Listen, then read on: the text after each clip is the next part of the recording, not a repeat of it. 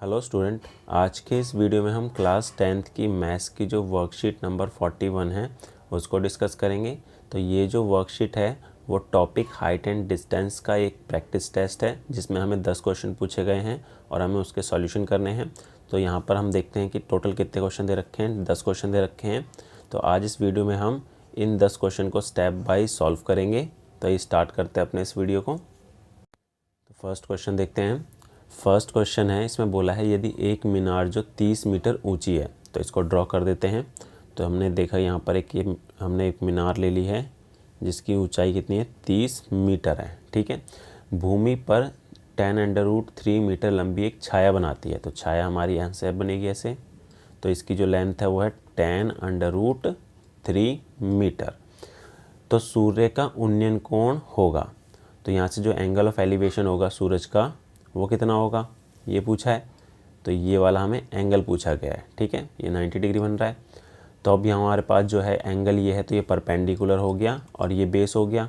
तो परपेंडिकुलर और बेस किसका रेशो होता है, 10 का। तो 10 थीटा जो है वो होता है परपेंडिकुलर अपॉन में बेस। तो मतलब कि 30 अपॉन में 10√3। 10 से कैंसिल करा तो यह 3 अपॉन में √3 और √3 से कैंसिल करेंगे तो यहाँ सिर्फ √3 बचेगा। ठीक है। अब 10 थीटा हमारा √3 आ रहा है। तो √3 कौन से एंगल पर वैल्यू होती है थीटा की, ये होती है हमारे पास 1060 पर। ठीक है। तो इसका जो एंगल ऑफ एलिवेशन बनेगा वो बनेगा 60 डिग्री का। Option number C. Next question देखते हैं, क्वेश्चन नंबर सेकंड। इसमें ये बोला गया है कि एक सीढ़ी दीवार के साथ 60 डिग्री के उन्नयन कोण पर झुकी हुई है। एंगल ऑफ एलिवेशन की बात हुई है। तो जैसे कि एक ये दीवार है और ये एक सीढ़ी है। ठीक है, ये एक सीढ़ी बनी हुई है और ये कितने एंगल पर झुकी हुई है, 60 डिग्री पर। तो जो एंगल बन रहा है हमारा वो बन रहा है 60 डिग्री का। ठीक है। यदि सीढ़ी का पैर दीवार से 2.5 मीटर की दूरी पर स्थित है, तो यानी ये दीवार है, ये क्या थी, ये दीवार थी और ये हमारी सीढ़ी है। ठीक है। तो यहाँ से यहाँ तक की दूरी हमें दे रखी है 2.5 मीटर की दे रखी है। तो पूछा क्या है, तो उस सीढ़ी की लंबाई ज्ञात करें। तो हमें सीढ़ी की लंबाई ज्ञात करनी है, ये x निकालना है हमें। ठीक है। तो हमारे पास एंगल दे रखा है 60 डिग्री का और बेस हमारा हो गया है 2.5 और ये हाइपोटेनस निकालनी है। तो ये रेशो किसका होता है, कॉस का होता है, बेस और हाइपोटेनस का। तो जो कॉस 60 डिग्री है वो क्या होता है हमारा, बेस अपॉन में हाइपोटेनस। ठीक है।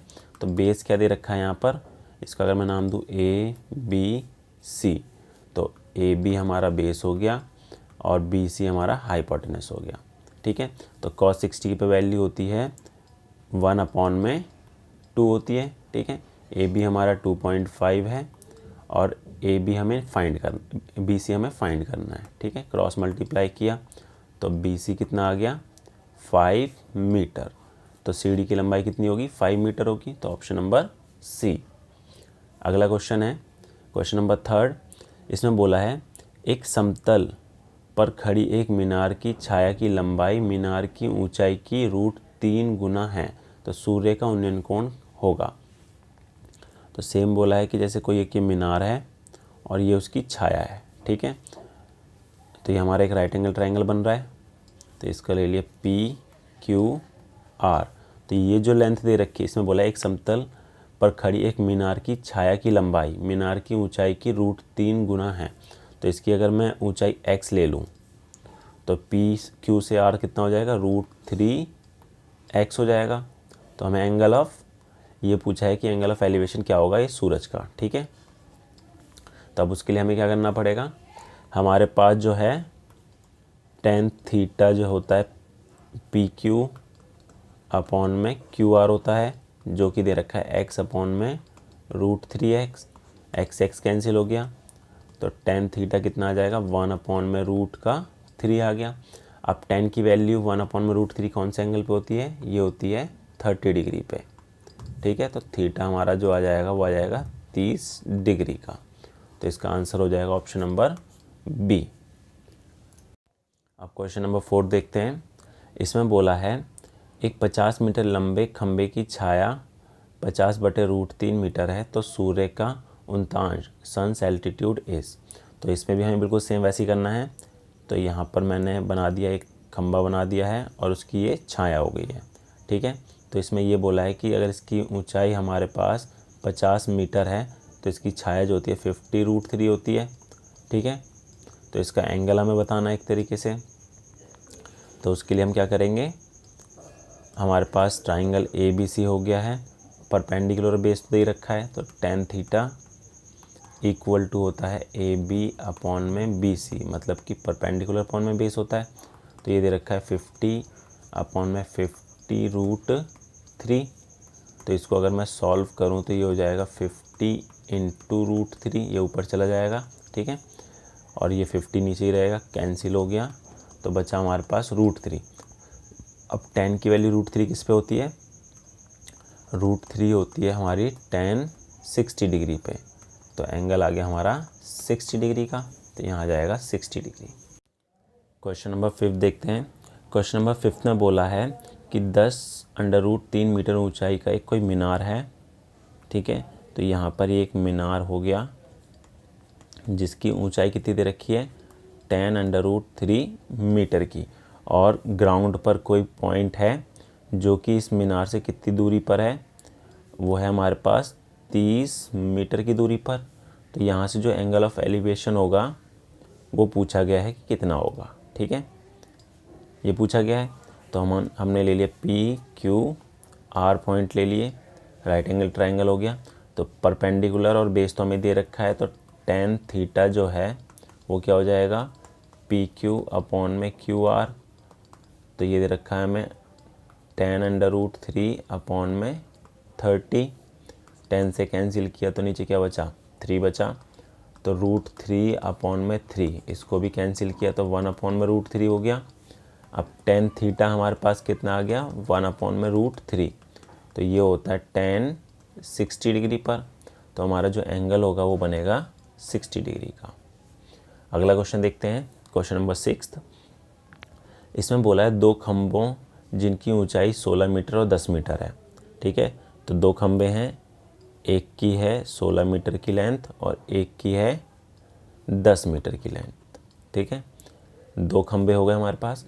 आगे बोला है इसके शिखर एक तार द्वारा जुड़ी हुई है, तो दोनों से एक तार जुड़ा हुआ है ऐसे। ठीक है, जिसकी लेंथ हमें L दे रखी है।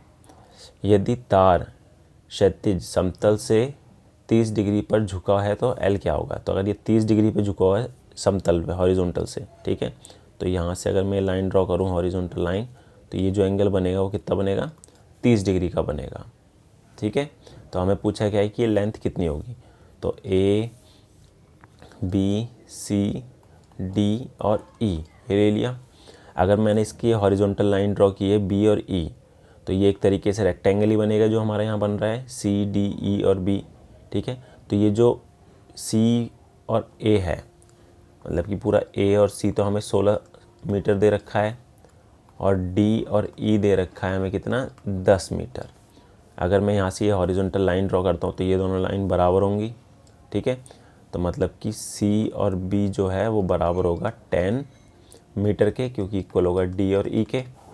ठीक है, तो ये भी हमारा कितना हो गया, 10 मीटर हो गया यहाँ से यहाँ तक, और ये पूरा दे रखा है हमें कितना, 16। तो A भी हम निकाल सकते हैं।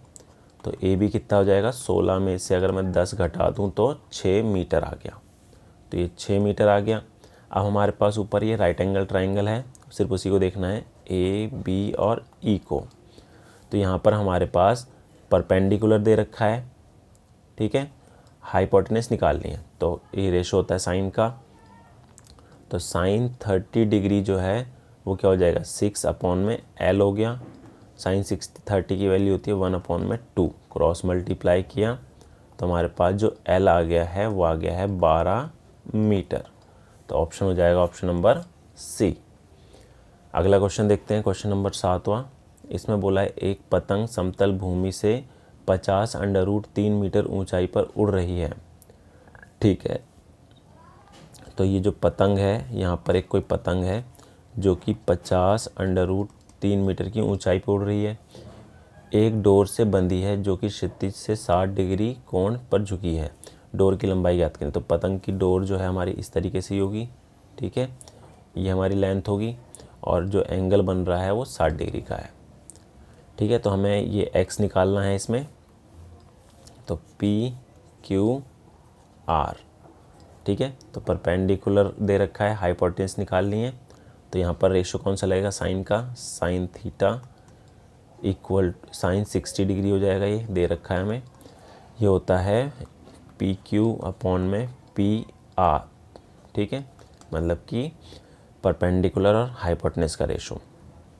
तो ये दे रखा है 50√3 अपॉन में x हो गया, और साइन 60 की वैल्यू कितनी होती है, वो होती है √3 अपॉन में 2, क्रॉस मल्टीप्लाई करा तो ये हो जाएगा 100√3 इक्वल टू x इंटू √3, √3 से √3 कैंसिल, तो x आ गया हमारा 100 मीटर का। तो जो ये डोर की लेंथ है वो 100 मीटर। नेक्स्ट क्वेश्चन देखते हैं, क्वेश्चन नंबर 8। अब इसमें बोला है कि एक स्तंभ की छाया की लंबाई उसकी ऊंचाई का √3 गुना है, तो प्रकाश के स्रोत सूर्य का उन्नयन कोण ज्ञात करें। तो बिल्कुल सेम वैसा ही है। तो यहाँ पर अगर मैं यहाँ पर एक स्तंभ पिलर ड्रॉ कर देता हूँ जिसकी लेंथ हमें दे रखी है क्या, एक स्तंभ की छाया की लंबाई उसकी ऊंचाई का √3 गुना है। तो ये स्तंभ हो गया यानी कि पिलर, और ये उसकी छाया होगी। तो अगर इसकी लेंथ अगर x है, ठीक है, तो इसकी जो छाया है, शैडो है, वो होगी √3x हो जाएगी, ठीक है। तो हमसे क्या पूछा है, एंगल ऑफ एलिवेशन पूछा है कि कितना बनेगा, थीटा, ठीक है। तो ये ले लिया मैंने P, Q और R। तो tan theta equal to PQ upon में QR। तो ये हो जाएगा x अपॉन में √3x, x कैंसिल, तो tan theta equal to 1 upon में √3।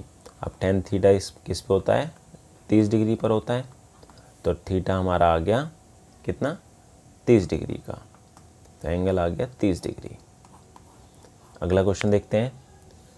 नेक्स्ट क्वेश्चन है, यदि नाव की पुल से क्षैतिज दूरी 50 मीटर की है और पुल की ऊंचाई 25 मीटर है, तो नाव का पुल से अवनमन कोण बताइए। तो अब जैसे कि यहाँ पर एक कोई ब्रिज है, ठीक है, ये नदी हो गई है, ठीक है, और ये कोई ब्रिज है, ब्रिज की ऊंचाई दे रखी है कितनी, 25 मीटर, ठीक है, यहाँ तक ये ब्रिज है 25 मीटर है, और ये नाव है। तो यहाँ से बोला गया है यदि नाव की पुल से क्षैतिज दूरी, यहाँ से पुल तक की जो दूरी है वो 25 मीटर की दे रखी है, ठीक है, और पुल की ऊंचाई दे रखी है 25 मीटर, तो नाव का पुल से अवनमन कोण, एंगल ऑफ डिप्रेशन पूछा है। तो यहाँ से अगर इसको देखते हैं तो एंगल ऑफ डिप्रेशन जो बनता है वो पूछा गया है। तो एंगल ऑफ डिप्रेशन हमारा ये होगा, ठीक है। तो ये जो एंगल है वो इस एंगल की इक्वल हो जाएगा, ठीक है। तो हमारे पास A, B, C और ये D ले लिया, ठीक है। तो एंगल तो दोनों इक्वल होंगे, एंगल ऑफ ये एलिवेशन डिप्रेशन था, तो ये बिल्कुल सेम ये एंगल इक्वल हो जाएगा। अब हमारे पास इस ट्राइंगल में थीटा फाइंड करना है, ठीक है, और परपेंडिकुलर बेस तो दे रखा है, तो tan थीटा इक्वल टू हो गया हमारा BC अपॉन में AB। तो tan theta equal to 25 upon में 25 हो गया, कैंसिल किया तो 1। अब tan थीटा जो है 1 किस डिग्री पर होता है, वो होता है 45 डिग्री पे, ठीक है। तो हमारा जो थीटा है वो 45 डिग्री आ गया। तो एंगल ऑफ डिप्रेशन जो होगा, एंगल ऑफ डिप्रेशन जो होगा वो होगा कितना, 45 डिग्री का। तो ये इसका करेक्ट आंसर हो जाएगा। अगला क्वेश्चन देखते हैं। अगला है, दो व्यक्ति एक मीनार के विपरीत दिशा में P तथा Q पर खड़े हैं, ठीक है। यदि मीनार AB की ऊंचाई 60 मीटर है, तो जैसे कि मैंने ले लिया कि एक कोई मीनार है जिसकी ऊंचाई जो दे रखी है हमें 60 मीटर दे रखी है, 60 मीटर। तो P यहाँ खड़ा हुआ है और Q यहाँ खड़ा हुआ है, ठीक है। तो दोनों व्यक्तियों के बीच की दूरी ज्ञात करने के लिए आकृति बनाई है। तो ये बोला गया है। तो यहाँ पर अगर मैं ड्रॉ कर दूँ ये, ठीक है, और हमारे पास ये है और एक ये है, ठीक है। तो यहाँ पर दो एंगल होंगे, एक हमारे पास ये है, दोनों का एंगल तो हमें पता ही नहीं है। इसका मैंने ले लिया, इसका एंगल ले लिया θ1 और इसका ले लिया θ2, ठीक है। अब दोनों के बीच की हमें दूरी ज्ञात करनी है। तो इसका अगर मैं x ले लूँ, ये PQ R ये S, ठीक है, और यहाँ से यहाँ तक की दूरी कितनी हो जाएगी, y हो जाएगी। तो अब मैं पहला ट्राइंगल लेता हूँ, ट्राइंगल PRS। तो वहाँ पर अगर मैं अप्लाई करूँ, ये हाइट तो हमें दे रखी है 60 डिग्री का, तो tan θ1 जो है इक्वल टू हो जाएगा परपेंडिकुलर अपॉन में बेस के, मतलब कि 60 अपॉन में x, ठीक है। तो क्रॉस मल्टीप्लाई कर देता हूँ मैं अगर इसे, तो हमारे पास जो x आएगा वो आएगा 60 अपॉन में tan θ1, ये हमारा x आ गया। इसी तरीके से दूसरे ट्राइंगल में निकालता हूँ मैं, ट्राइंगल RQS में। तो वहाँ पे भी tan θ2 लगेगा। तो परपेंडिकुलर 60 है, बेस हमारा y है, तो क्रॉस मल्टीप्लाई करूँगा तो y जो आएगा वो आएगा 60 अपॉन में tan θ2, ठीक है। ये हमारा जो है यहाँ तक की लेंथ होगी। अब पूछा क्या है, इसमें पूछा था डिस्टेंस बताना था दोनों आदमियों के बीच का, ठीक है। तो दोनों के बीच का जो डिस्टेंस होगा इन दोनों का सम होगा, ठीक है। तो P से Q तक का जो लेंथ होगा, यहाँ लिख देते हैं, P से Q तक का लेंथ जो होगा x प्लस y है, ठीक है, और x हमारा आया 60 अपॉन में tan θ1 और प्लस 60 अपॉन में tan θ2। तो ये हो जाएगा इसका आंसर।